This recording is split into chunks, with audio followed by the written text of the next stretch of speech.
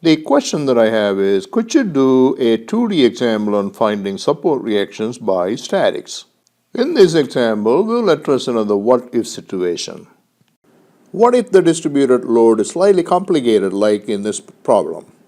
Well, we just have to stick to the fundamental. This distributed load diagram is a composite diagram, right? So I want to divide this into rectangles and triangles, right? So there are two ways to do at least. So let me show both of them. So here are the two ways to subdivide this distributed load diagrams. So in the first case, I have divided this into this rectangle, this long rectangle, and this triangle. And in the second case, I have divided this into this rectangle, and this triangle. In other words, three sub-areas. So here are the details. I have marked the equivalent point loads in each of these cases and their locations. So in the first case, F1 is the point load associated with this rectangle, and the area of that is 600 multiplied by 6, and therefore the magnitude of F1 is 3600 Newton. That's going to be acting exactly in the middle of that rectangle, which is halfway along the length of the beam, right? So it's acting right there. The point load associated with area number 2, which is this little triangle, right, is F2, and the magnitude of that is the area of this triangle, which is half times 300 multiplied by 3 meters, and that's 450 Newton, and it's acting 1/3 from the base of this triangle, right? So this distance is 1/3 of 3 meters. 3 meters is the height of the triangle, so it's going to be 1/3 of that, which is 1 meter. And in the second case, F1 is the point load associated with this little rectangle, and the magnitude of that would be 600 multiplied by 3, which is 1800 Newton, and it's acting right in the middle of that. So this distance is going to be 1.5 meters. F2 is the point load associated with this rectangle. Again, the magnitude is area of that, which is same as this, 1800 Newton. And it's acting in the middle of this rectangle, which will be 3/2, 1.5 meters from this point. And F3 is the point load associated with this triangle. The magnitude of that would be the area of this triangle, which is 450 Newton, like in the first case over here. And it's acting 1/3 from the base of the triangle. So this distance right here is 1 meter. I also marked the support reaction. So here we have a roller, and it's sitting on a horizontal plane, and therefore the force on the support is going to be a vertical force. Let's call that as FA. And this is a pin, so in general there could be a horizontal component and a vertical component, so I marked both of them there. So same over here. Well, here I did this both ways just to show you that you do have these options.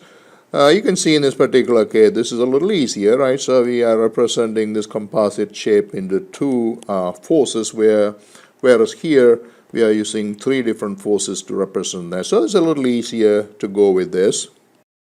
Let's go ahead and complete this problem. Question is to find the support reactions. Since there are no horizontal external forces, you can see easily Bx is going to be 0, but let's establish that through the fundamental principles in the interest of being systematic. So here it is. Bx is the only horizontal force, and therefore the force equation written in the horizontal direction leads to the conclusion that Bx is 0. So here's one way to proceed. I take a moment about point A, and I get this equation, right? So Bx has already been shown to be 0, so we don't have to worry about that anymore.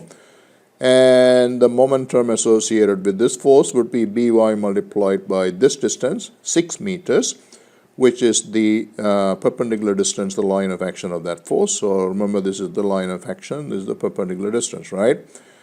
And so that's giving us a counterclockwise moment. So I have a positive sign in front of that.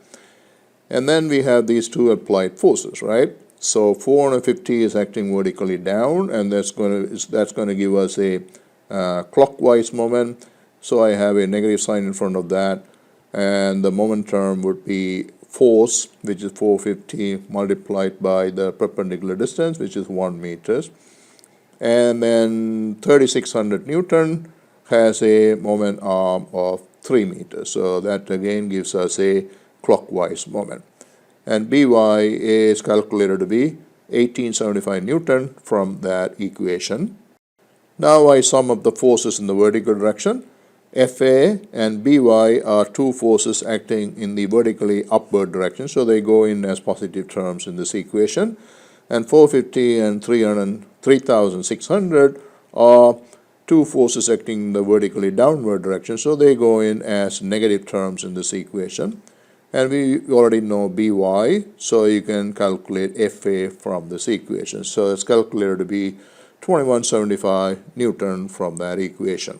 So in this last step here, instead of using the force equation, I could have used a moment equation about point B. So this is an alternate way to find a value for Fa. That's what I have done over here. So if I take a moment about point B, right, we got this force, this force, this force. There are three forces to consider. And Fa is going to give us a clockwise moment. And the moment term associated with that would be Fa multiplied by 6 meters. That's the moment arm for that. And then 3600 Newton is acting vertically down. And it's going to give us a counterclockwise movement. So I have a positive sign in front of that. And the moment arm is 3 meters, right? So remember, we are taking moment about point B. So you had to measure the distance from point B, which is 3 meters.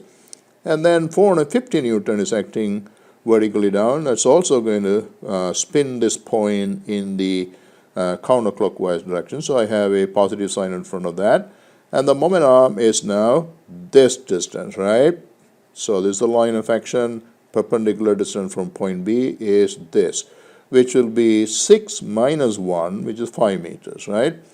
And set that to 0, I get the same value of 2175 Newton as we have gotten from here. Remember, I kept saying that you could use any suitable combination of the force and the moment equations, right? So this is what I meant. You can see that I could have used two moment equation, this moment equation, this moment equation, and this force equation to solve this problem instead of using two force and one moment.